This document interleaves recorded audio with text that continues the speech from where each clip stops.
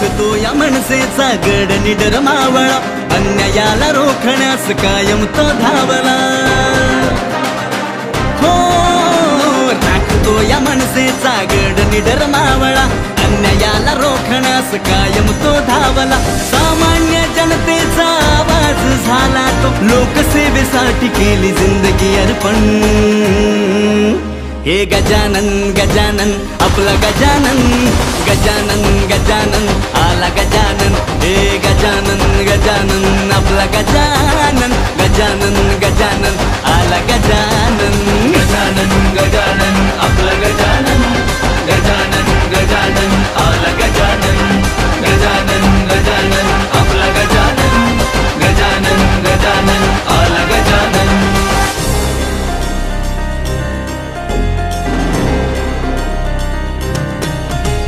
जनतेसाठी भिडतो नडतो व्यवस्थेला, नेतृत्व जबरीला।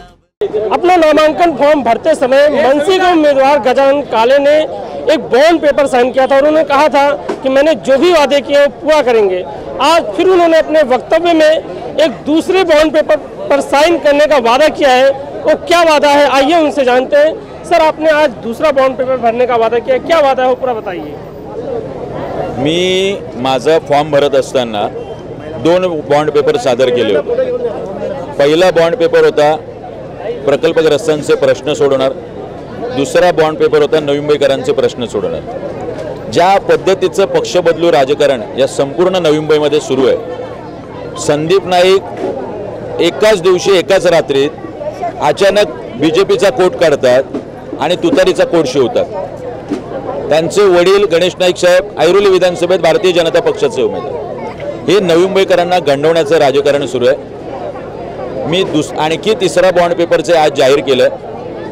हा गजानन काळे निवडून आल्यानंतर सुद्धा आयुष्यभर महाराष्ट्र नवनिर्माण सेनेतच राहील। मला उद्या पक्षाने तिकीट देवो किंवा न देवो, मी सन्माननीय राजसाहेब ठाकरे यांचा महाराष्ट्र सैनिक म्हणूनच आयुष्यभर काम करणार। मी नवी मुंबईकरांशी कुठलीही प्रतारणा करणार नाही। मी राजसाहेब ठाकरे यांचे विचार, तत्व आणि एकच नेता हे तत्व आयुष्यभर जपेन। तिसरा बॉन्ड पेपर सादर केल्यावर तरी सुद्धा संदीप नाईकांमध्ये ते धाडस असेल तर त्यांनी बॉन्ड पेपरच्या माध्यमातून उत्तर द्यावं, अथवा ते या पक्षातून निवडून आल्यावर सुद्धा भविष्यात तिसऱ्या पक्षात जाणार नाही याची गॅरंटी नाही। सर, फी वाढीसाठी अनेक आंदोलने झाले पण ते सक्सेस होत नाही, तर वर्षी फी वाढतात। जर तुम्ही आमदार झाले तर तेव्हा काय करणार? फी वाढवू नये। गजानन काळे म्हणून मला जर नवी मुंबईकरांनी तो आशीर्वाद, प्रेम, शुभेच्छा दिल्या, पुढची 5 ते 10 वर्ष 1 रुपया सुद्धा फी वाढणार नाही ही माझी गॅरंटी आहे।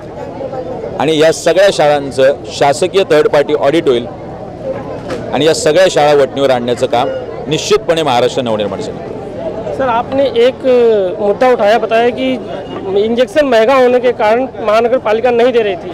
अगर महानगर पालिका इंजेक्शन नहीं देगी तो लोग मजबूरन निजी अस्पतालों के पास जाएंगे और निजी अस्पताल मजबूत पैसा वसूलते हैं। उस मुद्दे पर किस तरह से काम करेंगे आप?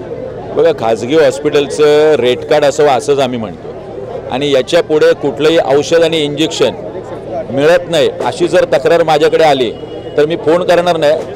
तेच इंजेक्शन कुठे घुसवायचं हे महाराष्ट्र नवनिर्माण सेनेचा पदाधिकारी म्हणून मला नक्की माहिती आहे। याची काळजी आता महानगरपालिकेच्या अधिकाऱ्यांनी घ्यावी। निजी अस्पताल जो लूटते हैं उसके ऊपर किस तरह से काम? खाजगी हॉस्पिटलचं दरपत्रक असायला पाहिजे प्रत्येक उपचाराचं। मुळात खाजगी हॉस्पिटलचे जे प्लॉट आहेत हे प्लॉट सवलतीत घेतलेले आहे 1 रुपया दराने। या इथे प्रॉपर्टी टॅक्स जो आहे तो कमर्शियली आकारला जात नाही, पाणी बिल कमर्शियली आकारलं जात नाही, लाईट बिल कमर्शियली आकारलं जात नाही। ही जर चॅरिटी आहे तर कमर्शियली धंदा कसा करतात या संदर्भात विधिमंडळात आमदारांनी बोलायला पाहिजे। पण आमचे आमदार याच्याबद्दल मूग घेऊन गप्प आहे, कारण यांच्या स्वतःच्या शाळा आहेत, यांची स्वतःचे हॉस्पिटल आहे, त्यामुळे लोकांची लूट चालू आहे। ही लूट थांबवायची असेल तर या हॉस्पिटलवरती नियंत्रण आणलं पाहिजे आणि या खाजगी हॉस्पिटलचं सुद्धा दरपत्रक असायला। तो ये थे गजानन काले, उन्होंने कहा कि मैं तीसरा बॉन्ड पेपर साइन करने को तैयार हूं अगर संदीप नाइक ये वादा कर दे कि वो अब दोबारा तुतारी को छोड़कर दूसरे पक्ष में नहीं जाएंगे। वीडियो जर्नलिस्ट मुनीत के साथ मैं पुरुषोत्तम कनौजिया, आवाज टुडे, मुंबई।